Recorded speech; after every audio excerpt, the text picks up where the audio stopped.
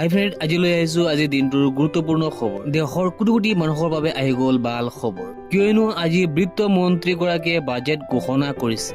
আজিৰ এই বাজেটত কি কি ঘোষণা কৰিছে গোটেইবিলাক আলোচনা কৰিম এইটো ভিডিঅ'ৰ জৰিয়তে, গতিকে আপোনালোকে ভিডিঅ'টো অলপো স্কিপ নকৰিব। আৰু যদি কোনোবা আমাৰ ভিডিঅ'টোত নতুনকৈ আহিছে তেনেহ'লে আমাৰ চেনেলটো ছাবস্ক্ৰাইব কৰি ৰাখিব।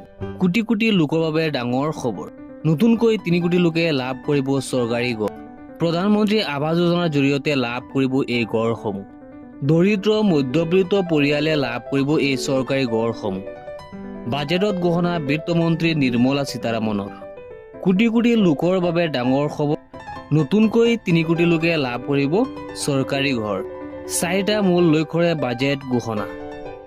দৰিদ্ৰ কৃষক, মহিলা আৰু যুৱ প্ৰজন্মৰ বাবে বাজেটত বিশেষ আঁচনি। এই আঁচনিখনত দৰিদ্ৰ কৃষক, মহিলা আৰু যুৱ প্ৰজন্মৰ বাবে বিশেষ এখন আঁচনিৰ সুবিধা কৰি দিয়া হৈছে। প্ৰধানমন্ত্ৰী গৰীব কল্যাণ যোজনাৰ ম্যাদ আৰু 5 বছৰৰ বাবে বৃদ্ধি কৰি দিয়া হৈছে আৰু 5 বছৰৰ বাবে অন্ন যোজনাৰ বৃদ্ধি কৰি দিয়া হৈছে। দেশত নিয়ন্ত্ৰণত আছে মুদ্ৰাস্ফীতি। লগতে উল্লেখ কৰিছে চৰকাৰৰ নীতিৰ ওপৰত আস্থা বৃদ্ধি পাইছে ৰাইজৰ। লগতে উচ্চ শিক্ষাৰ বাবে 10 লাখকৈ ঋণ দিয়া হ'ব। আন্তঃগাঁথনিৰ বাবে কেইবাখনো আঁচনি হাতত লোৱা হৈছে। দেশৰ 1 কোটি যুৱকক ইণ্টাৰ্ণশ্বিপ সুবিধা দিয়া হ'ব। আন্তঃগাঁথনিৰ বাবে কেইবাখনো নতুন আঁচনি। এতিয়া লৈ আহিছো পৰৱৰ্তী খবৰ।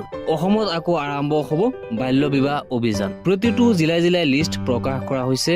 লিষ্ট প্ৰকাশ কৰিছে পুলিচে বাল্য বিবাহ কৰা স্বামীৰ বিৰুদ্ধে। আপোনাক কিন্তু পুলিচে গ্ৰেপ্তাৰ কৰিবও পাৰে যদি আপুনি বাল্য বিবাহ কৰিছে। এতিয়া আহিছো আমি 3 নম্বৰ খবৰলৈ। যিসকলে অমৃত বৃক্ষৰ ৰেজিষ্ট্ৰেশ্যন কৰা নাই সেইসকলে নতুনকৈ ৰেজিষ্ট্ৰেশ্যন কৰিব লাগিব।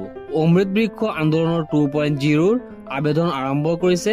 এইবাৰ 3 কোটি গছপুলি ৰোপণ কৰিবলৈ অসমৰ মুখ্যমন্ত্ৰীয়ে আহ্বান কৰিছে। আজিৰ ভিডিঅ' এইখিনি আছিলে, লগ হ'ব নেক্সট ভিডিঅ'ত।